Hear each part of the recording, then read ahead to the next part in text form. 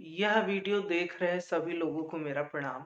देखें कि जैसे आज हम बात करेंगे केतु इन सेवंथ हाउस अर्थात जिन जातकों का केतु सातवें भाव में होता है उनको कैसे फल मिल सकते हैं। देखें कि इससे पहले हम अपने विषय पे आगे बढ़े केतु को थोड़ा सा समझ लेते हैं। देखें कि केतु एक अलगाववादी ग्रह माना गया है ज्योतिष में। केतु मोक्ष का कारक बताया गया है। केतु जो सन्नाटा विहड़ता होती है उसका कारक है। केतु एक तरह से समर्पण का कारक है, झुकने का कारक है। तंत्र मंत्र, एस्ट्रोलॉजी, ऑकल्ट साइंस, पराभौतिक विद्याएं, इन सब चीजों का केतु को कारक बताया गया है। लेकिन ऐसा ग्रह सप्तम भाव में ये स्थिति ज्योतिष शास्त्र के लिए बहुत अच्छी नहीं बताई गई है, क्योंकि सप्तम भाव मतलब एक संवेदनशील भाव होता है, स्पाउस का भाव है। और वैवाहिक जीवन में केतु एक तरह से यदि सप्तम भाव में हो तो निरस्ता पैदा करता है। निरस्ता से ये अर्थ है कि यहाँ पे जातक को समझ में नहीं आता है कि उसके मतलब मैरिड लाइफ में क्या चल रहा है। या तो एक दोनों लोग से आपस में सेपरेशन रहता है, अलग रहना पड़ता है। मतलब अभी तक के समझ लीजिए जितने मैंने अब तक के एनालाइज में डिवोर्स केसेस देखे हैं उसमें से मैक्सिमम मैक्सिमम 70% चार्ट चार्ट ऐसे थे जिसका सेवंथ में केतु था। तो इससे आप समझ सकते हैं कि केतु किस तरीके का ग्रह है।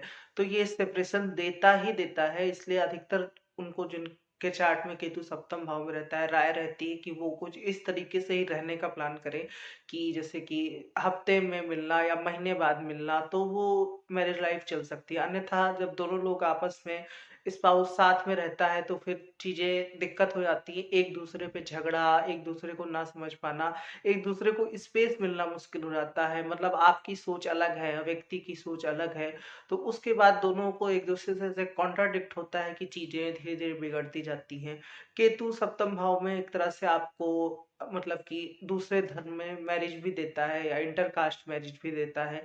लेकिन इसके लिए और भी चीजें देखनी होंगी। आप कुछ ना कुछ आपकी शादी में अलग हटके हुआ रहता है। जैसे नॉर्मल शादियों में हो जाता है, लेकिन आपकी शादी में हो सकता है बारिश हो गई हो, या कुछ आपकी शादी में कुछ ऐसा हुआ हो जो अमूमन पहले आपके खानदान में किसी के शादी में ना हुआ हो। तो इस तरीके से भी इसके कुछ जनरल फल को समझ सकते हैं। इसमें देखिए कि कई बार ये हो सकता है कि जीवन में आपको नीरसता लगे, मतलब कि एकदम उदास फील हो, ये लगे कि आपके पास कोई है नहीं बात करने को।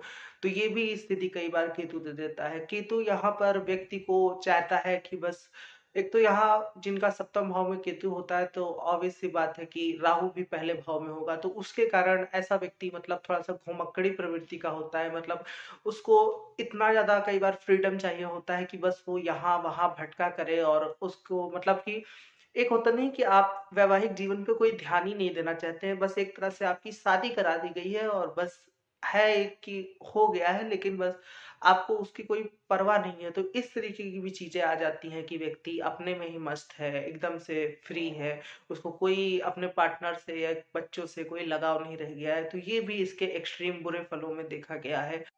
सप्तम भाव में बैठा केतु यदि जैसे कि कोई भी सेवन लॉर्ड भी बनेगा आपके चार्ट में, तो यदि सेवन लॉर्ड भी बहुत ज्यादा जैसे पीड़ित हो जाए तो फिर और ज्यादा समस्याएं आ जाती हैं। लेकिन यदि सेवन सेवन लॉर्ड सुधरा हुआ है तो फिर इतनी कोई समस्या की बात नहीं होती। केतु पे यदि जैसे शुभ ग्रह का प्रभाव आ जाए या गुरु की दृष्टि पड़ जाए तो बहुत अच्छा ऐसा केतु आपको फल दे सकता है। लेकिन अमूमन जैसे कि मोस्ट ऑफ द टाइम आपको यहाँ पर फील होगा कि क्या हो रहा है, आपको कुछ समझ में नहीं आएगा। आपको कोई हो सकता है कि आपको ऐसा लगे कि आपकी सुनी नहीं जा रही है।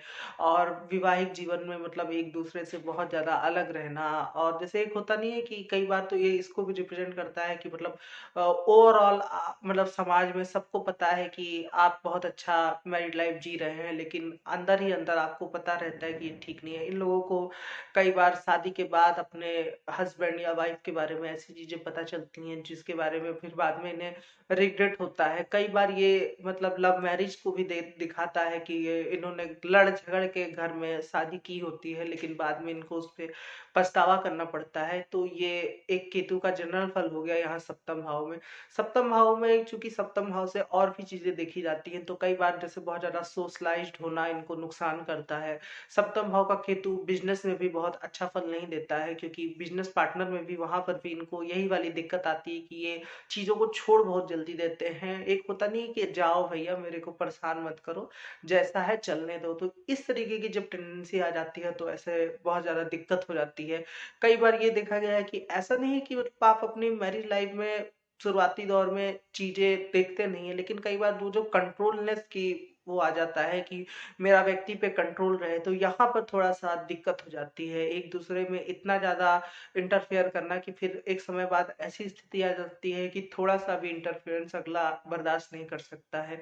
तो ये कुछ स्थितियाँ थी। अब देखें कि इसमें कुछ ग्रहों के को समझ लें कि जैसे केतु के साथ यहाँ कौन-सा ग्रह बहुत ज़्यादा बुरा फल दे सकता है। देखें कि यहाँ पर यदि केतु के साथ शनि, मंगल या सूर्य आ जाए, मतलब कि ये 3 पाप ग्रह और आ जाएँ, तो मतलब या फिर एक-एक कोई पाप ग्रह आ जाए, तो वैवाहिक जीवन में बहुत ज़्यादा डिस्टर्बेंस हो जाएगी। यहाँ 7वें भाव के केतु को व्यक्ति को राय रहती है कि वो पहले ही पहली बात तो शादी अपने घर परिवार के आस-पड़ोस या ऐसी जगह पे ना करे। विवाह जितना संभव हो सके या तो फ़ॉरेन से या फिर कहीं खूब दूर से करे, तो वो एक केतु की टेंडेंसी को पूरा करता है। दूसरा ये है कि आप दोनों लोग इस तरीके से रहने का प्लान करें कि मतलब हफ्ते-हफ्ते या महीने बाद मिलना हुआ है, तो फिर वो मैरिज लाइफ थोड़ा-सा चल सकती है। देखिए कि ज़रूरी नहीं है कि केतु यहाँ पे आपको हमेशा ही खराब रिज़ल्ट देगा। कुछ स्थितियों में केतु बहुत अच्छा रिज़ल्ट दे सकता है, जैसे हो सकता है कि आप और आपके स्पाउस दोनों लोग बहुत ज़्यादा स्पिरिचुअल हो गए और मतलब कि यहाँ पे केतु धनु राशि का है, मीन का केतु यहाँ पर बेहतर रिजल्ट दे सकता है। कई बार ये भी देखा गया है कि ऐसे लोगों का विवाह नहीं होता है या विवाह करने में इनकी कोई बहुत ज़्यादा दिलचस्पी नहीं होती है।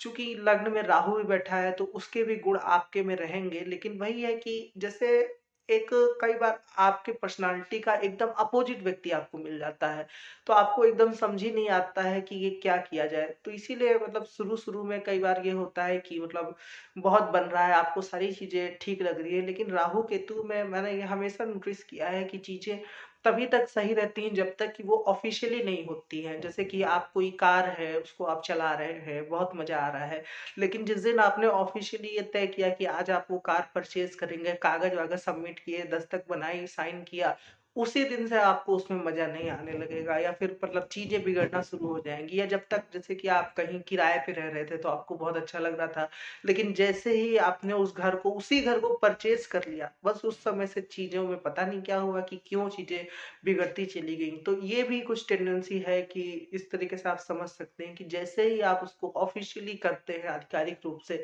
अपना बनाते हैं या मैरिज होने के बाद काफ़ी ज़्यादा चीज़ों में दिक्कत आ जाती है। तो पहले से ही हो सके तो आप थोड़ा-सा दूरी रखने की कोशिश कीजिए, क्योंकि ग्रह का एक बात ज्योतिष का मतलब बहुत ही अच्छा नियम है, अच्छा क्या मतलब बहुत ही महत्वपूर्ण नियम है और हमेशा ये नियम कारगर होता है कि ग्रह अपने कारकत्व को कभी नहीं छोड़ता है।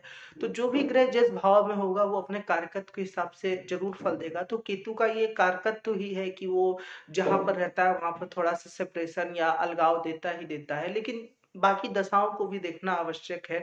सिर्फ़ केतु के आधार पे नहीं कहा जा सकता, लेकिन हाँ, यदि केतु की दशा चल रही है, सप्तम भाव में केतु है, अंतर्दशा है या फिर सप्तम भाव से गोचर में केतु गुजर रहा है, तो ऐसे समय में व्यक्ति को राय दी जाती है कि वो थोड़ा-सा अपने पार्टनर से हो सके तो अलग रहे। यहाँ पर 7 लॉर्ड की भी महत्ता बढ़ जाती है कि 7 लॉर्ड कहाँ पे है। 7 लॉर्ड जितना ही जैसे केतु के साथ तो बिल्कुल ही ना हो तो ये बहुत अच्छी बात है। 7 लॉर्ड भले ही किसी भी भाव में हो, पाप भाव में बस ना गया हो तो वो अच्छा है। 7 लॉर्ड यदि शुभ होगा, मतलब कि अपनी उच्च राशि मित्र राशि में शुभ ग्रहों से दृष्ट होगा, तो फिर यहाँ सप्तम भाव में केतु उतना कोई विशेष बुरा फल नहीं दे पाता है।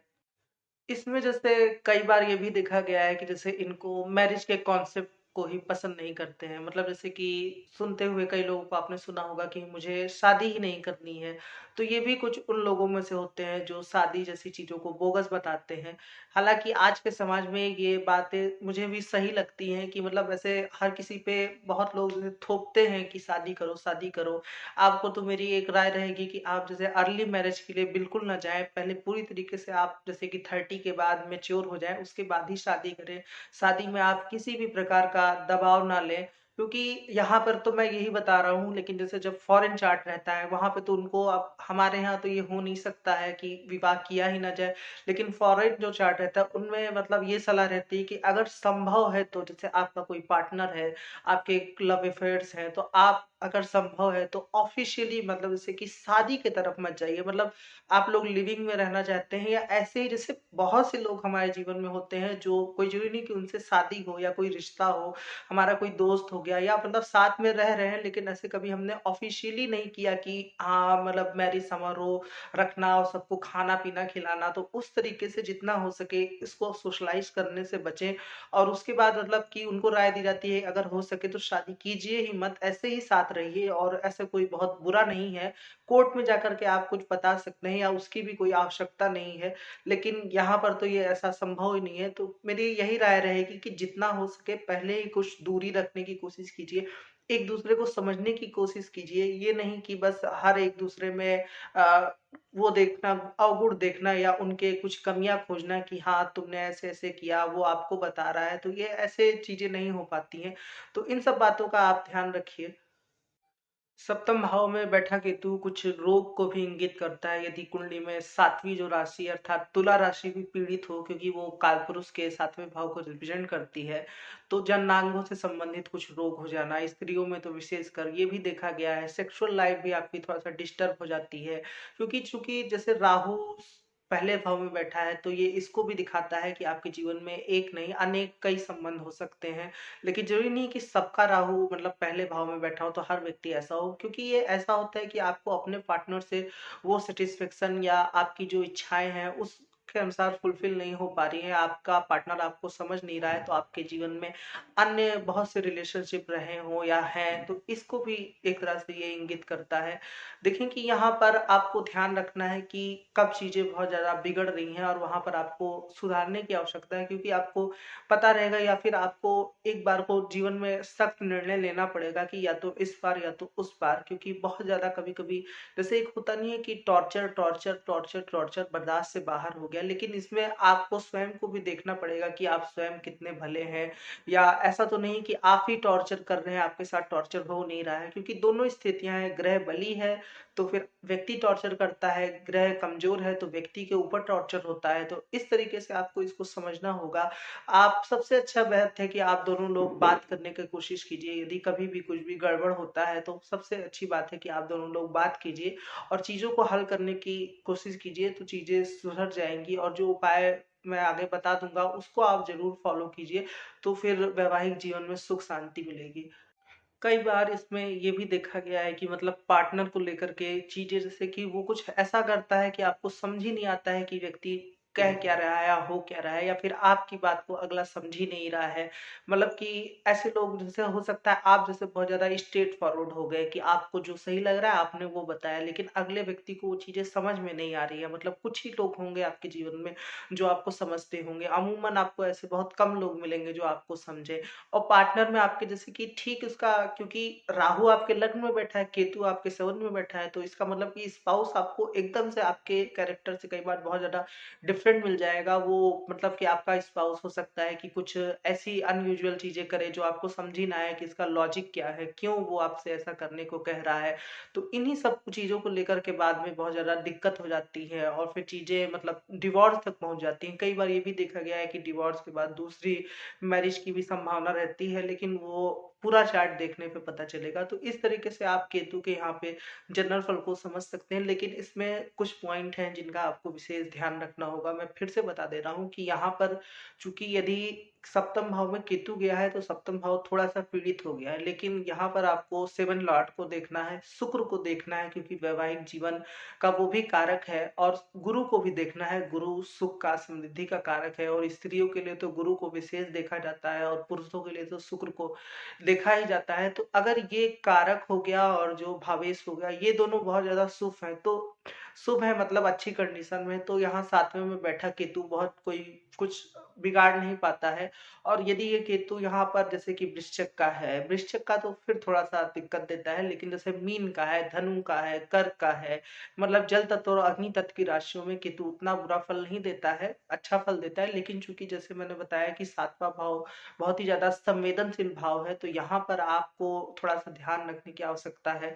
देखिए कि केतु पे जैसे यहाँ पर मान लीजिए मंगल मंगल की दृष्टि है तो कुछ झगड़े होना ये भी देखा गया है। यहाँ पे इसको इस तरीके से समझ सकते हैं कि आपका पार्टनर हो सकता है आपसे बहुत ज़्यादा उम्मीदें रखता हो, एक्सपेक्टेशन रखता हो, लेकिन आपको उतना मतलब आप उसके डिज़ायर या जो भी इच्छाएँ हैं उसको फुलफ़िल नहीं कर पा रहे हैं, इसी को लेकर के झगड़े हैं। तो चीज़ें पहले से ही आप उस तरीके से रखिए कि मतलब उसको भी आपके टेंडेंसी, आपका जो नेचर है वो पसंद आए।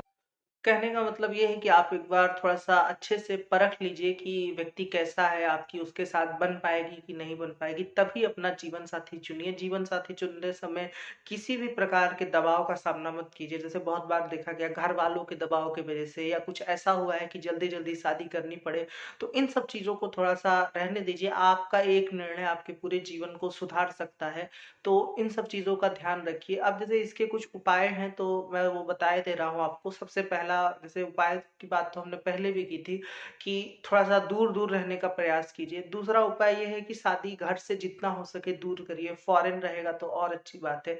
तीसरा इसका वैवाहिक जीवन में केतु का ही उपाय है कि भगवान विष्णु की पूजा कर सकते हैं आप और चींटियों को कुछ दाना दे सकते हैं, जैसे कि चावल हो गया, कोई मिठाई हो गई, तो फिर ऐसा केतु शांत रहता है। तो ये केतु के कुछ जनरल उपाय हैं। आशा करता हूँ कि आपको ये वीडियो अच्छा लगा होगा। यदि अच्छा लगा है तो आप मेरे वीडियो को लाइक कर सकते हैं और मेरा चैनल ज़रूर से सब्सक्राइब करें। आज के लिए इतना ही रखते हैं। धन्यवाद।